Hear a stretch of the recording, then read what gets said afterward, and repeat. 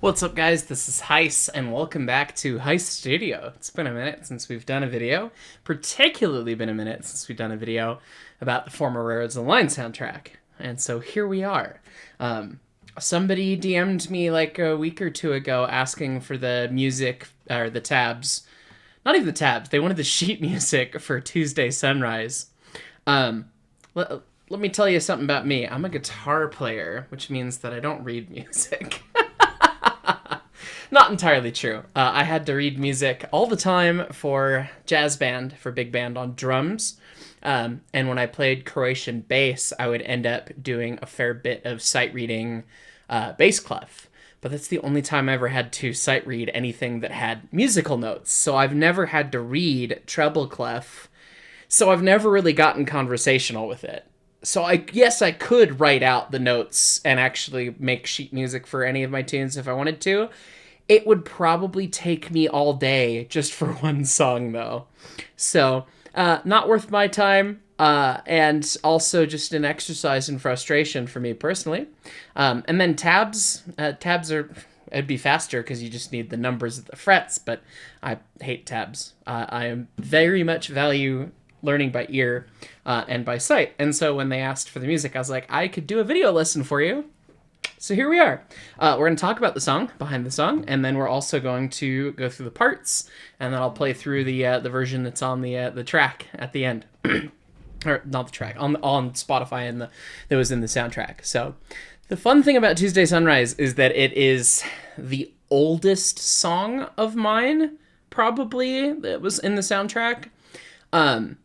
There were a few where it was like, oh yeah, I've had this song forever and I'm never going to do anything with it kind of things. And this was definitely one of them.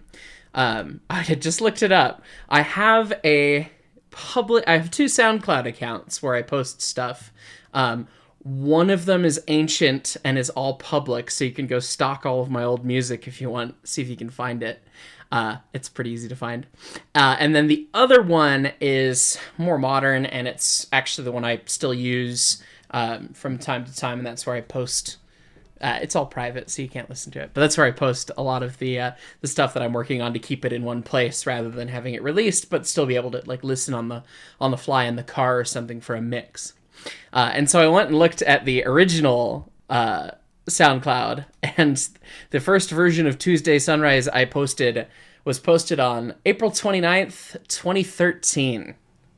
So this song is over 11 years old. I was down visiting some family in Silverton, Oregon, way back when, and I didn't bring a guitar, but they had a classical guitar there, and they let me play it. And so I ended up riffing on that a little bit, and I came up with this song there. And the original version's not very good. I didn't really know how to mix and master back in the day. I'll play a little snippet. The timbre's very different with the classical guitar. And the drums sound like crap. And I did not know what I was doing yet with the slide on the guitar. But you can hear the basis of it. I want to say that I had played it in D standard because I liked it being really deep.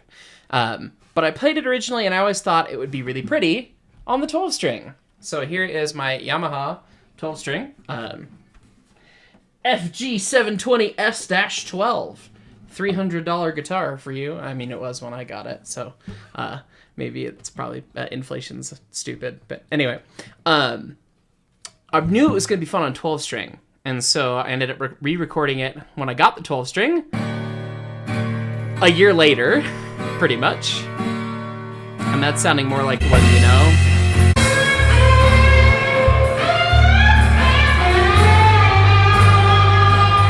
I still didn't really know what I was doing with the slide. So that version was 10-ish years ago, and so I redid it for the game, also to try and build on the kind of interlude bit, which is obnoxious to play on the guitar, by the way, because it's finger-picked, but on a 12 string, so you're trying to get two strings with each finger, and it doesn't work.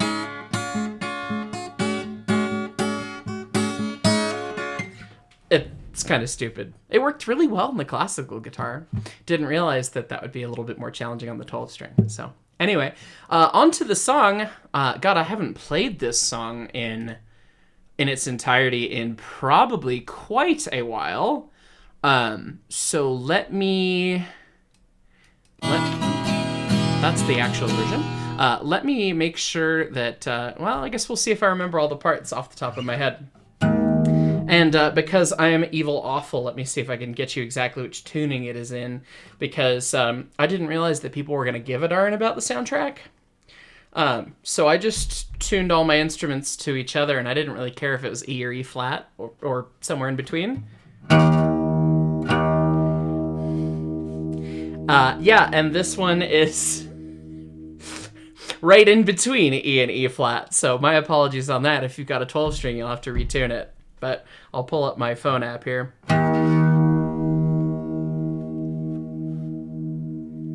Yeah, just a smidgen sharp of E flat.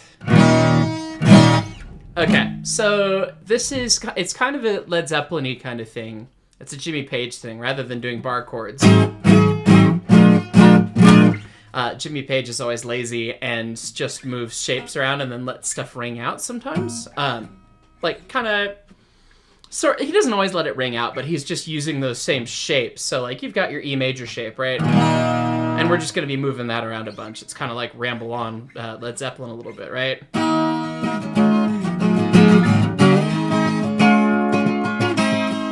Where he's literally just moving around that one shape. This shape's different, but then back to that same shape again.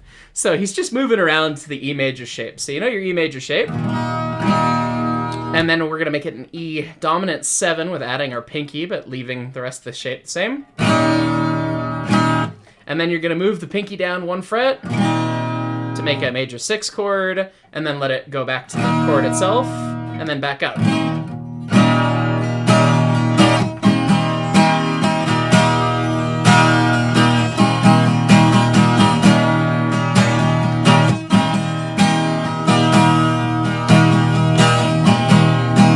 And then you're going to do pretty much that exact same vibe shifted up to a G position.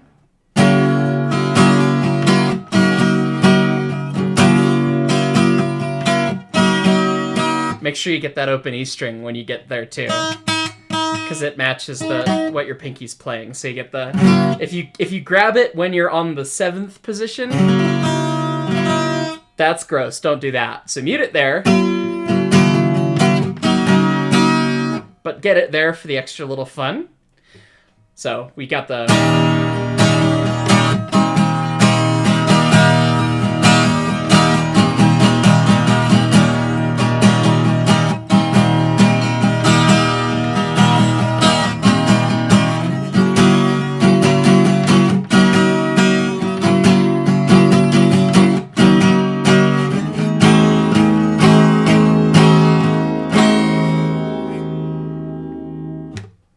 Make sure, you just scoot it up to the A position, right? Still in the 7th with the pinky.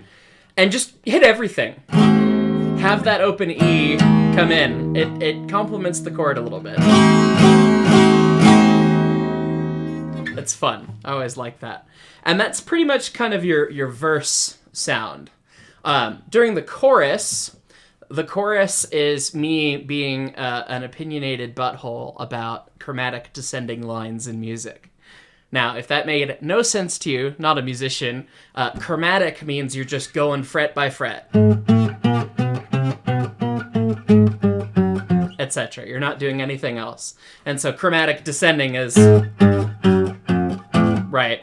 And to me, the perfect song using chromatic descending has already been written, and it goes...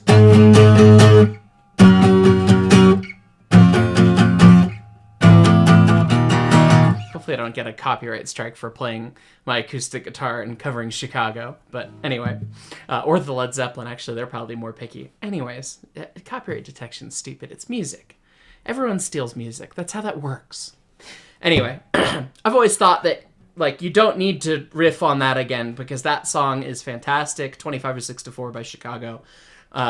check out the version from those Ukrainian guys, Landed and Friends. Oh my god, so cool. Just look for that 25 or 6 to 4 cover.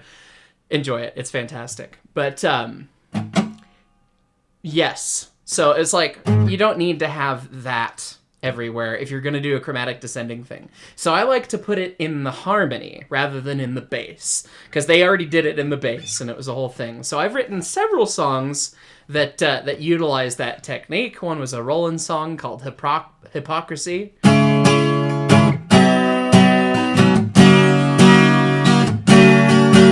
So you're got that's in there. Or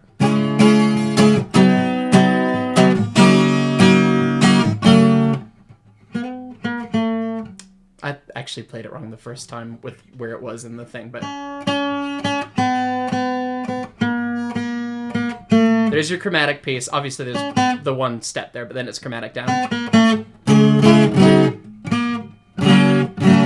And then Beautiful by Hellbot does the same thing.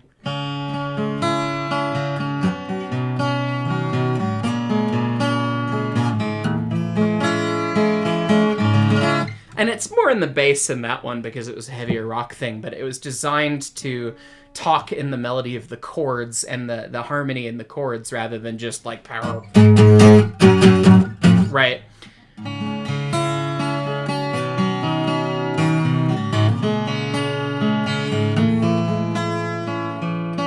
That's really pretty on 12 string. 12 strings are cheating.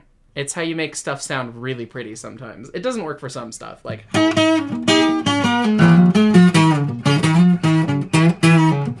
soloing on a 12 string is kind of weird, but chordal, articulate stuff like that's very pretty. And then, of course, we get to the song that I'm teaching you. Sorry, we just went on like 5 ADHD tangents.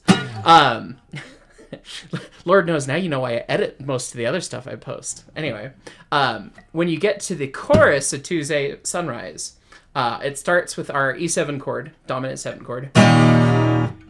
Except, that's right, except I remove the ring finger this time, so you're getting 2 sevenths in there.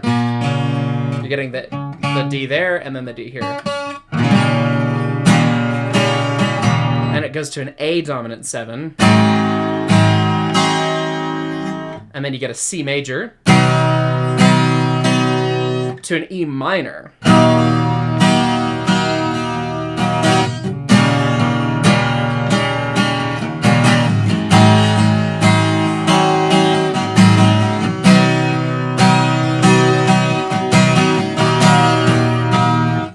Right, so you're getting the chromatic line down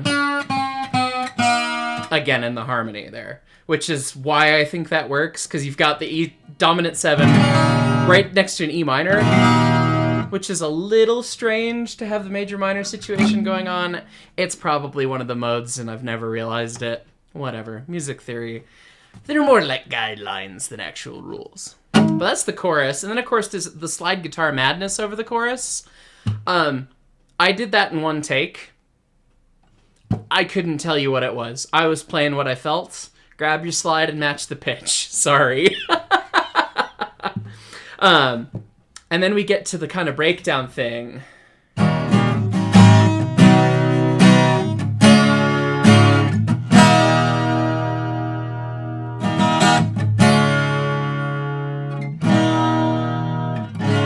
I think it's that. It's just D's and E's basically, and into the actual breakdown piece. I'll remember it, I'm sure, when I actually play along with the song. So we might revisit some things at the end here.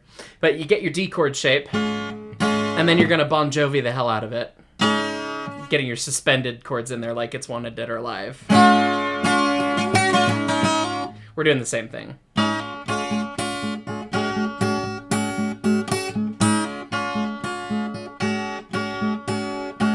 So that's just a D chord, remove the middle finger, so you get the open E string, and then add a pinky on the 3rd fret and getting a G there. And I'm chicken picking this kind of like Angus Young. I won't do any more than that because AC/DC I know actually goes for the copyright stuff. And then it goes to like a C. it's kind of a weird C because you need your other fingers for stuff. So you kind of fret the whole C chord, C major chord. Then you add that G again. And then you cheat and get rid of your middle finger from the second note in the chord to add it as an F sharp, which is kind of gross, but it's a callback to what we were doing with the D chord, right? So it's...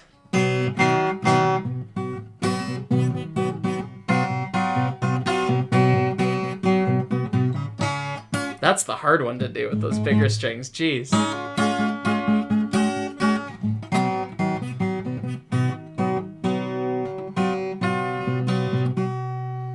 And then the end of it, it kind of switches from doing the finger pick thing into the picked thing where it goes. Which is a fun chord to get. Grab the A on the 5th fret there in the high E string.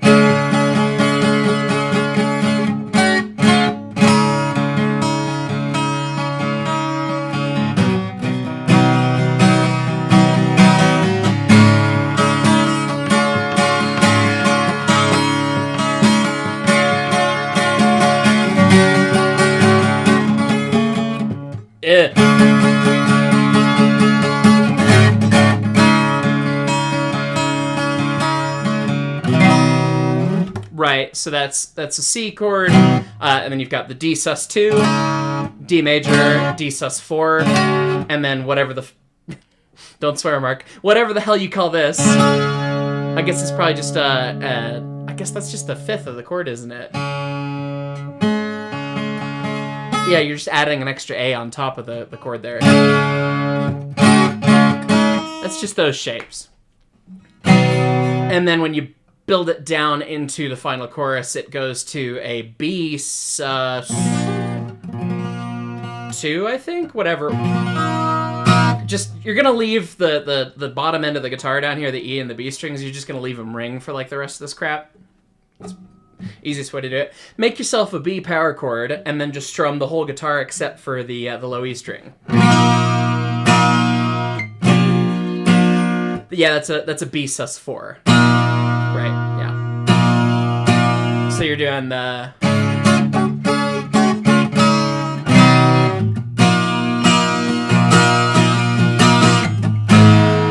And then you go down to an A power chord, still leaving the B and E strings open.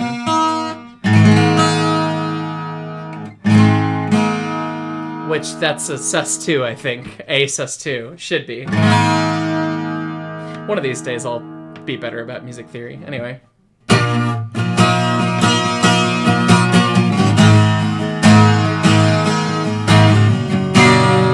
And then you go to just a G shape with just 2 fingers. And then the rest of the guitar open.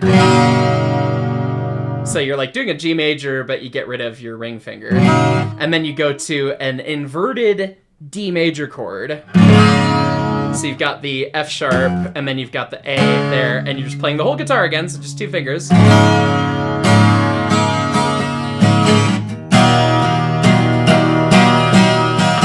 And then you hit that big E minor chord, and there you go. And then it leads back into another chorus. And then I think the only other thing at the end is finishing the blues, because this is vaguely a bluesy tune. Going back to that the verse again.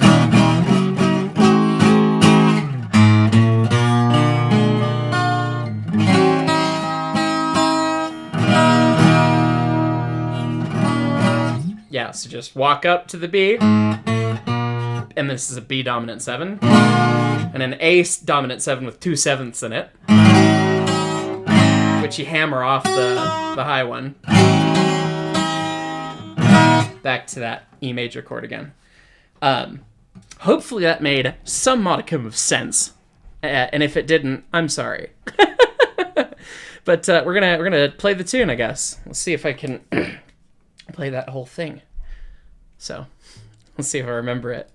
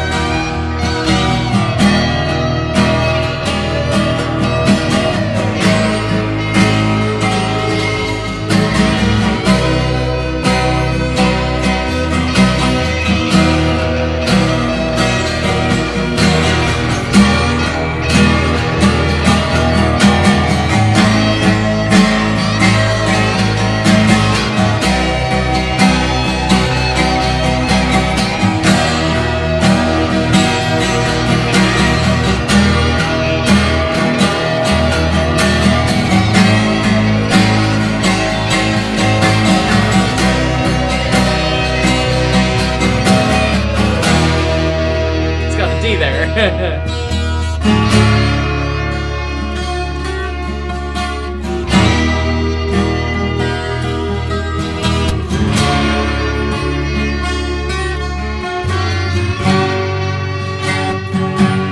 There's a G there too.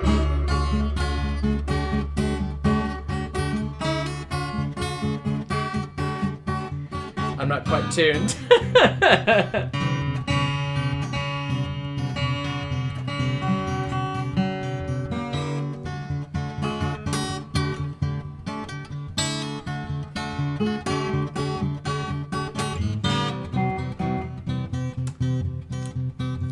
I'm not gonna restring it or retune a 12 string to be out of tune with the rest of the song right now.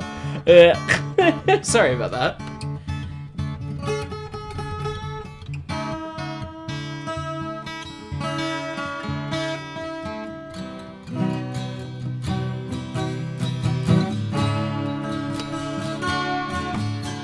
Maybe it is actually in standard tuning, and I just totally whiffed it, or the guitar warmed up. What are you gonna do?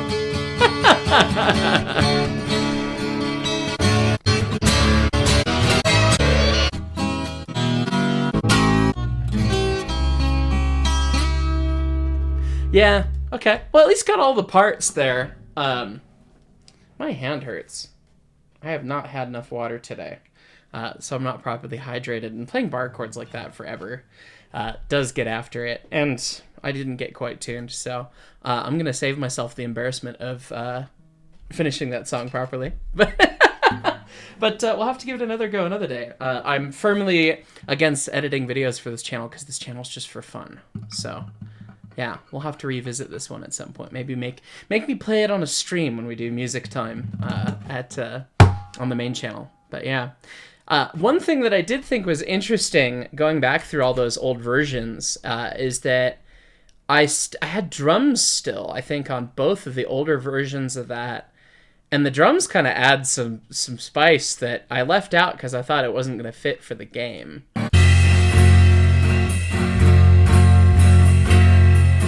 And this is whatever, but when the drums kick in on the chorus is cool.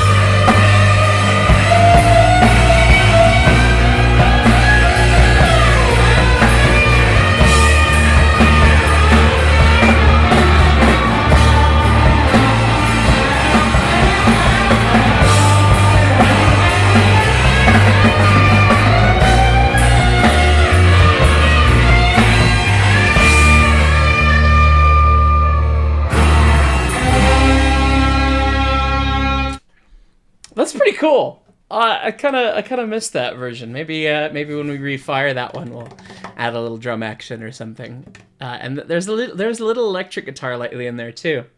So definitely a more rock and roll version of the song versus what ended up formerly in the game. Yeah, that's so fun to look at all these ancient tunes. That's pretty fun. I don't know if you guys would like to hear more ancient Mark music from eons ago. Let me know and we could get into some of that. But